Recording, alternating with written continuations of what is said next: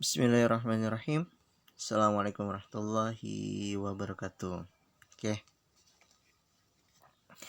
pada kesempatan hari ini, Senin 27 Juli 2020, Bapak akan menyampaikan materi fikih tentang makanan haram. Kalau kemarin pada pekan yang lalu itu Bapak menyampaikan materi tentang makanan yang halal, manfaatnya, dalil-dalilnya, dan semuanya.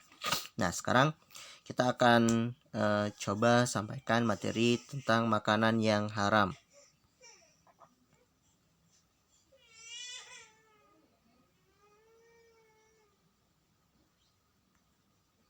Oke, tujuan pembelajaran. Tujuan pembelajarannya mampu menyebutkan macam-macam makanan yang halal dan haram, kemudian membiasakan mengkonsumsi makanan yang halal, menjauhi makanan yang haram. Ini tujuan pembelajarannya. Kalian diharapkan dapat memenuhi atau mengerjakan hal-hal ini.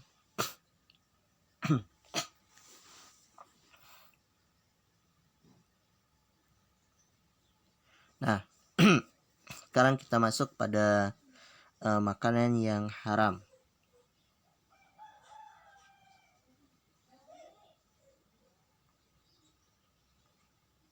Oke, apa itu makanan yang haram? Nah, kita lihat, makanan yang haram adalah makanan yang dilarang untuk dikonsumsi menurut syariat Islam. Atau ada jelas kata-katanya dalam Al-Quran. Dilarang, janganlah kamu makan, itu dikelompokkan atau dikatakan itu adalah makanan yang haram atau yang dilarang. Nah, dalam surat Al-A'raf ayat 157 Allah Subhanahu wa taala berfirman, "Wa yuhillu lahum thayyibat wa yuharimu 'alaikumul khaba'is." Maka dan menghalalkan bagi mereka segala yang baik dan mengharamkan bagi mereka segala yang buruk. Jadi Allah Subhanahu wa taala itu menghalal dan mengharamkan. Jadi ada sesuatu yang baik itu pasti dihalalkan bagi Allah untuk kita, dan sesuatu yang buruk pasti diharamkan.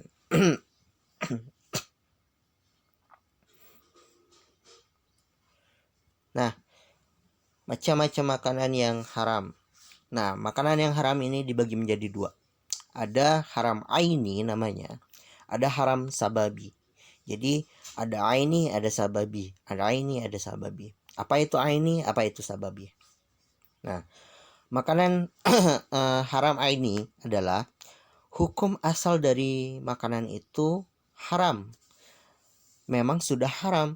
Jadi misalnya dalam Al-Quran jelas itu khamar, kemudian darah, bangkai, daging babi itu haram. Di dalam Al-Quran itu jelas hukum asalnya haram. Atau kita membuat makanan dari bahan-bahan yang olahannya bahan utamanya atau bahan olahannya, campuran bahannya itu haram. Jadi maka ini adalah makanan yang haram. Jadi misalnya kita masak daging babi, ini haram. Hukum asal babinya haram. Terus itu kita makan, jadi makanan yang haram. Kemudian segala yang memabukkan, hukum asalnya haram, kita makan jadi haram. Paham ya? Ini haram aini. Jadi hukum asalnya memang sudah haram. Nah, ada yang kedua. Yang kedua ini menarik. Hukum asal makanan ini sendiri adalah halal, akan tetapi dia berubah menjadi haram karena ada sebab yang menjadikan haramnya makanan tersebut, baik karena sifatnya maupun cara mendapatkannya. Paham ya? Nah, jadi kalau ini misalnya mie instan halal haram. Oke, betul, halal. Mie instan halal. Kemudian dicampur kita iris-iris daging babi, kemudian kita masukkan. Hukumnya jadi apa? Haram. Oke, mie instan haram karena sudah tercampur dengan zat yang namanya daging babi. Jadi hukumnya berubah menjadi hukum haram untuk dimakan. Lagi kita masak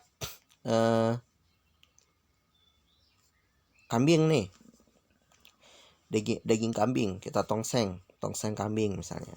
Nah, tapi dimasukkanlah alkohol untuk merebusnya. Haram halal. Betul, haram. Nah, ini berdasarkan sifatnya. Jadi ada campuran benda lain yang benda tersebut haram untuk dikonsumsi. Nah, cara mendapatkannya, misalnya buah mangga halal haram. Oke, good. Halal bisa tidak berubah menjadi haram? Bisa. Misalnya kita lihat Pak Tono punya pohon mangga, buahnya besar-besar. Wah, ini halal, ini dimakan. Tapi ketika kita mengambilnya tanpa izin dengan cara mencuri, maka berubah hukum halal tadi menjadi haram. Jadi barangnya ini halal untuk dikonsumsi, tapi cara mendapatkannya itu tidak dianjurkan atau dilarang oleh agama, maka berubahlah hukumnya menjadi haram. Kemudian korupsi juga haram karena merugikan orang lain. Jadi segala sesuatu yang dihasilkan oleh koruptor atau korupsi, maka hukum memakannya adalah haram gitu, kecuali kita tidak tahu ya, tapi maknya nggak tahu. Oke, lanjut.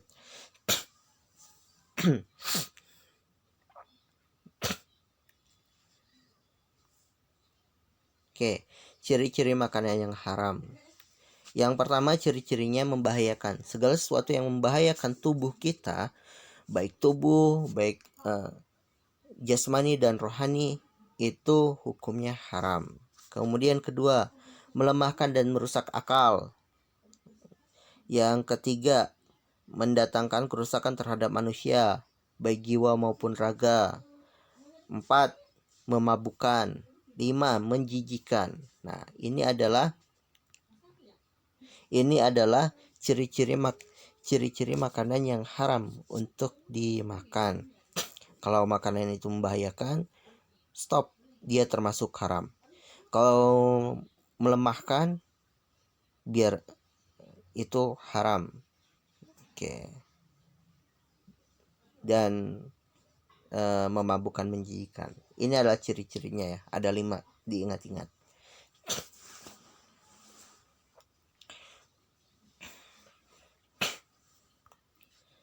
Oke, jenis-jenis makanan yang haram. Yang pertama, segala jenis bangkai kecuali ikan dan belalang itu haram untuk kita makan. Meskipun itu bangkai, apakah itu bangkai onta, bangkai sapi, segala jenis bangkai itu haram untuk dimakan. Pak karunya sapi ketabrak tapi udah mati, nggak sempat disembelih, maka sebesar apapun sapi itu, maka hukum memakannya haram. Pak onta gede pisan ketabrak semut mati, maka hukum memakannya haram. Jadi segala jenis bangkai itu haram untuk dimakan kecuali ikan dan belalang ya. Nah, Nabi Muhammad SAW bersabda, "Ukhilat lana maitani hutu wal jarod." Dihalalkan bagi kita 2 macam bangkai, yaitu bangkai ikan dan bangkai belalang. Hadis riwayat Ibnu Majah dari Abdullah bin Umar. Darah ini haram untuk dimakan. Dari segala jenis makhluk hidup, baik manusia maupun hewan, hukum memakan darah haram. Nah, dalam surat Al-Maidah ayat 3 Allah Subhanahu wa taala berfirman, "Hurimat alaikumul maitatu waddamu walahmul khinzir wa ma uhilla li ghairillahi bihi wal munkhaniqah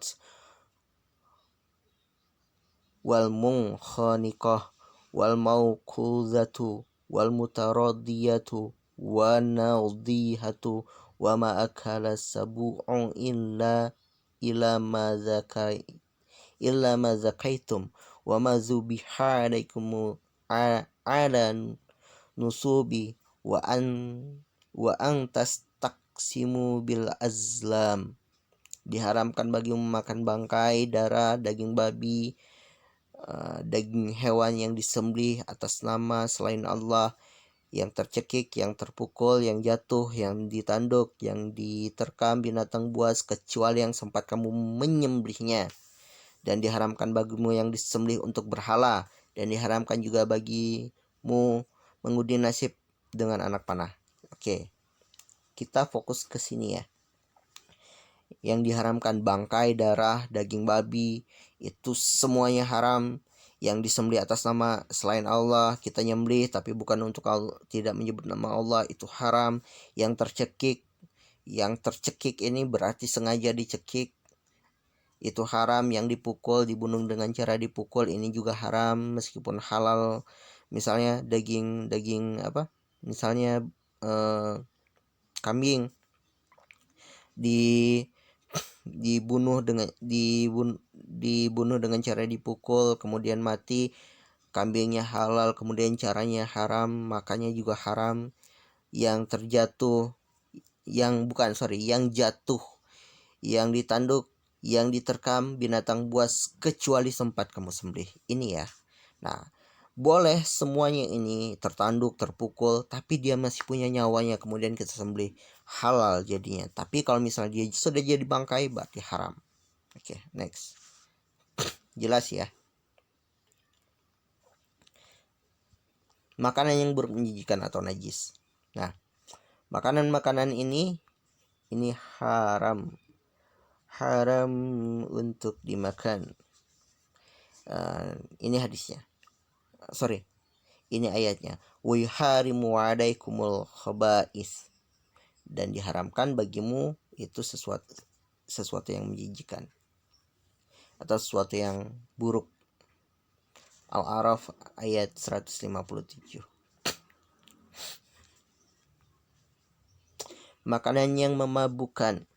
Nabi Muhammad SAW bersabda, hadis riwayat Muslim nomor 3733. Tiap-tiap yang memabukkan adalah khamar, dan tiap-tiap khamar ya, dan setiap yang memabukkan hukumnya haram. Jadi segala jenis yang memabukkan, yang menghilangkan akal pikiran kita, maka hukum memakannya haram. Binatang yang disembelih tidak menyebut nama Allah, maka kita nyembelih aja lupa menyebut nama Allah atau sengaja tidak menyebut nama Allah, itu haram untuk dimakan. Apa sih dalilnya? Dalam Al-Quran, Allah Subhanahu surat Al-An'am ayat 121, Allah Subhanahu wa taala berfirman, "Dan janganlah kamu makan binatang-binatang yang tidak disebut nama Allah ketika menyembelihnya." Ini janganlah berarti hukumnya jadi haram.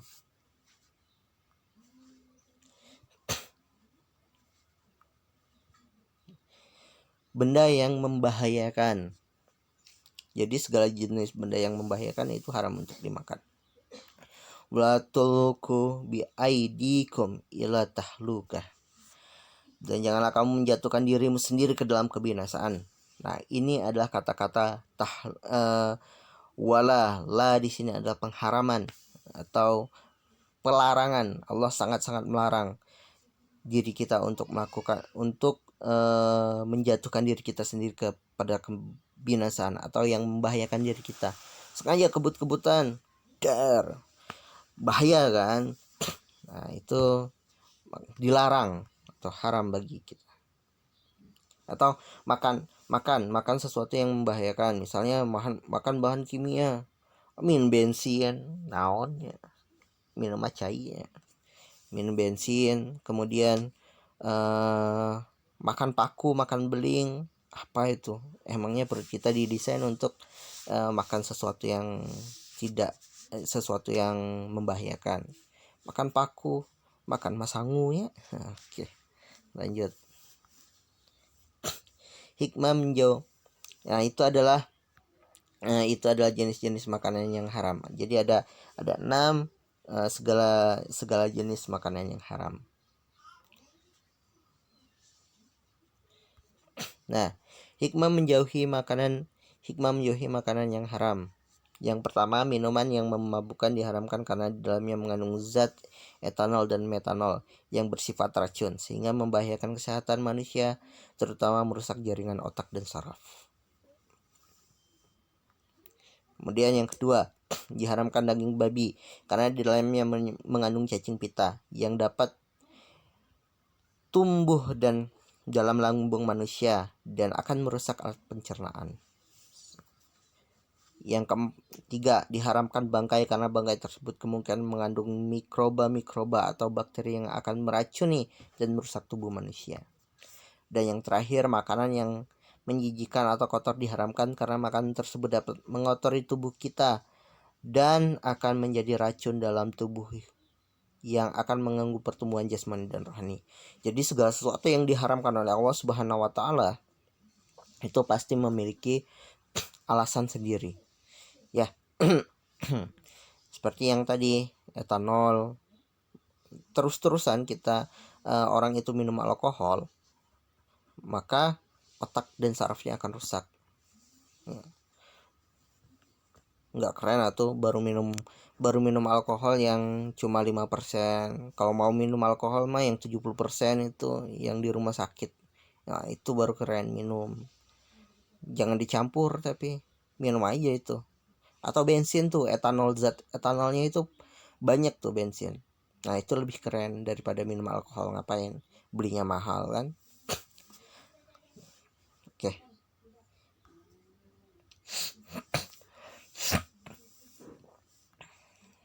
Nah, akibat memakan makanan yang haram. Akibat memakan makanan yang haram ini, maka makanan yang haram akan merusak kesehatan. Doanya tidak dikabulkan oleh Allah Subhanahu wa taala. Seperti yang Bapak katakan pada minggu lalu. Ibaratkan teko itu diisi air comberan, maka yang keluar adalah air comberan. Kalau diisinya susu, maka yang keluar adalah susu. Nah, doa orang yang memakan makanan yang haram itu tidak dikabulkan karena sesuatu yang keluar itu kotor. Allah tidak suka sesuatu yang kotor. Merusak amal soleh. Jadi orang yang biasanya makan makanan yang haram itu kata-katanya tidak sesuai, perilakunya tidak mencerminkan anak-anak muslim.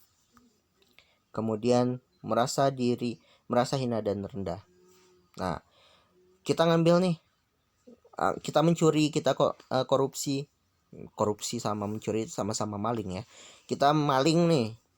Nah, kemudian pasti orang tua kita akan merasa akan terhina dan direndahkan. Kalau misalnya kita kedapatan, kita dimasukkan ke penjara, keluarga kita terhina. Wah, ini akan sangat berdampak buruk ya, merusak keturunan. Jadi ada orang yang sama sekali tidak punya keturunan karena gemar mengkonsumsi sesuatu barang-barang yang haram. Kemudian ketika kalau di rokok atau di alkohol tidak dianjurkan untuk ibu hamil menyusui karena dia akan langsung berdampak pada anak-anak keturunannya. Oke, penutup, semoga kita semua terhindar dari makanan-makanan yang haram dan merusak tubuh kita. Nah, ada tugas tapi tidak untuk dikumpulkan. Oke. Tugasnya, simaklah kembali video pembelajaran tentang makanan yang halal dan makanan yang haram. Jika sudah memiliki buku, bacalah bab makanan yang halal dan haram. Jika ada yang belum dipahami silakan ditanyakan.